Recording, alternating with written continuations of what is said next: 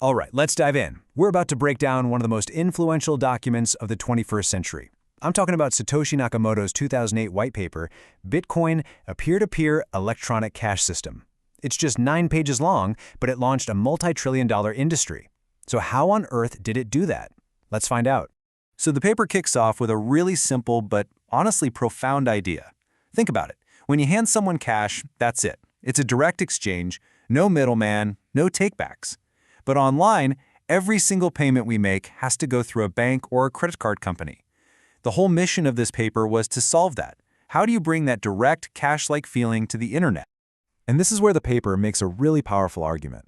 See, the system we all use every day, it's all based on trust. We have to trust banks to handle our money, to reverse fraudulent charges, but Satoshi argued that this trust, well, it has hidden costs. The goal was to build something completely new. A system based not on trusting a company, but on cold, hard mathematical proof.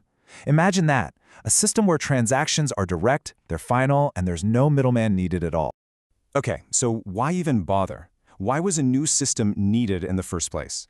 Well, the paper gets into some very specific problems with how digital money worked back then. So, according to Satoshi, this trust-based model has some really big flaws. For one, because banks have to step in and mediate disputes, transaction costs get pretty high. This makes tiny payments, like paying a few cents to read an article, basically impossible. It also means that no transaction is ever truly final, and that forces merchants to be super careful to collect way more of our personal data than they should need to. In this world, a certain amount of fraud is just accepted. It's just the cost of doing business. So, to deal with all these problems, the paper proposes something pretty radical. A completely new kind of cash built from the ground up just for the internet. So what even is a Bitcoin, according to this paper?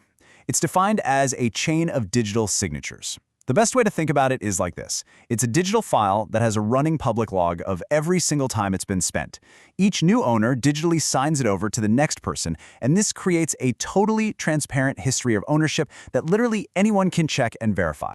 But this leads us to the absolute core problem of all digital money, what's known as double spending, right? With physical cash, it's easy.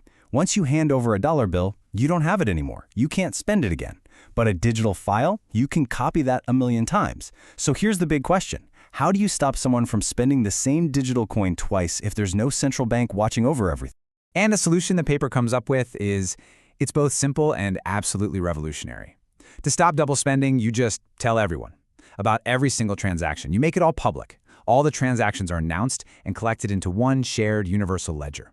If everyone can see that a coin has already been spent, well then nobody's going to accept it a second time. The whole key is creating that single agreed-upon history. Okay, so a public ledger is the goal. But how do you build one that everyone on the planet can trust without a central company or government in charge? That's the real challenge. And the mechanics the paper lays out for this, they're really ingenious. The paper actually calls it a distributed timestamp server. Today, we just call it the blockchain. And the concept is actually pretty straightforward. The network gathers up a bunch of recent transactions into a block, and then it uses some heavy-duty cryptography to lock that block onto the previous one. This forms a chain. And here's the cool part. Each new block makes all the previous ones even more secure, creating this public record that becomes almost impossible to change. So, okay, we've got a chain of blocks. Great. But if literally anyone in the world can participate, who gets to decide what the next block is? How do you create order and trust in a system where there's no boss? The paper's answer to this question is probably its most famous innovation. The answer is something called proof of work. Here's how it works. To add a new block to the chain, a participant, what the paper calls a node, has to solve a really difficult computational puzzle. It takes a ton of computing power and electricity to solve it. But, and this is key, once it's solved, it's super easy for everyone else on the network to check the work and see that the solution is correct. This work is basically the price you have to pay to get permission to write to the ledger. And this whole proof of work thing, that's how the decentralized network actually makes decisions. It's not one person, one vote. The paper has this great line, it calls it one CPU, one vote. Basically, the more computing power you contribute to the network, the more say you have. So the correct version of the transaction history, it's simply the one that has the most computational work poured into it. What this creates is this constant decentralized competition. So new transactions are broadcast out to everyone. All the participants, the nodes, they're all in a race to grab those transactions, bundle them into a block, and be the first to solve that difficult puzzle. The winner gets to add their block to the chain, and then boom, the race immediately starts all over again for the next one. It's this nonstop competition that keeps the whole system chugging along. But wait a second, why would anyone spend all that time, money, and electricity to do all this work? That brings us to the economic genius of the system. It's all about the incentives that are baked right in to keep everyone playing by the rules.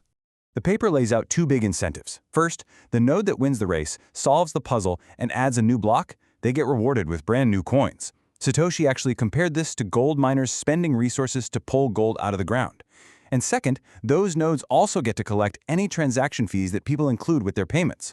So this creates a really powerful financial reason to join in, and more importantly, to play honest. This setup also gives the network a super simple rule for agreeing on things. I mean, what happens if two people find a block at roughly the same time, creating two slightly different versions of history? The network just follows one simple rule: the longest chain wins. Because the longest chain represents the most work, everyone just agrees to ignore the shorter one and build on top of the long one. This ensures the network always, eventually, agrees on a single history. And this is what makes the whole system so incredibly secure. Just imagine an attacker wants to reverse a payment they made. They would have to go back to that specific block in the chain, change it, and then redo all of that difficult proof of work, not just for that block, but for every single block that has been added since. They basically have to single-handedly outwork the entire rest of the global network combined. It's a monumental task. And the difficulty for that attacker? It grows exponentially.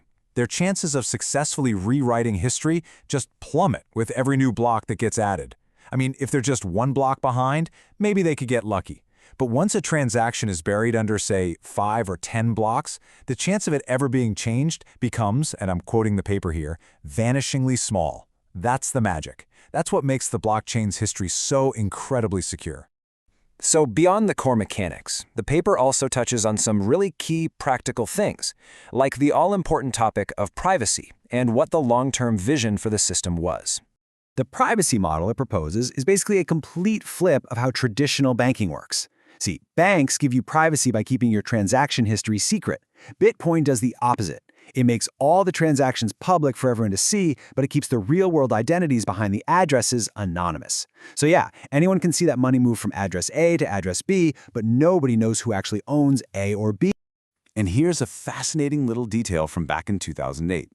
The paper actually addresses concerns about data storage. It estimated that the whole blockchain would only grow by about 4.2 megabytes per year.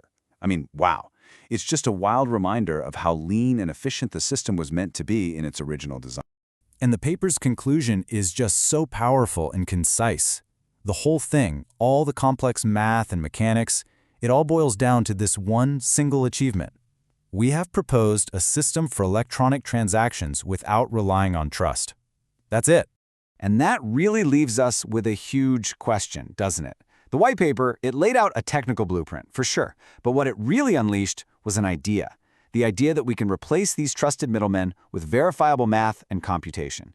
Now, all these years later, we're still just beginning to explore the consequences of that idea. What does a world that relies less on trusting institutions and more on cryptographic proof actually look like? Now, that is something to think about.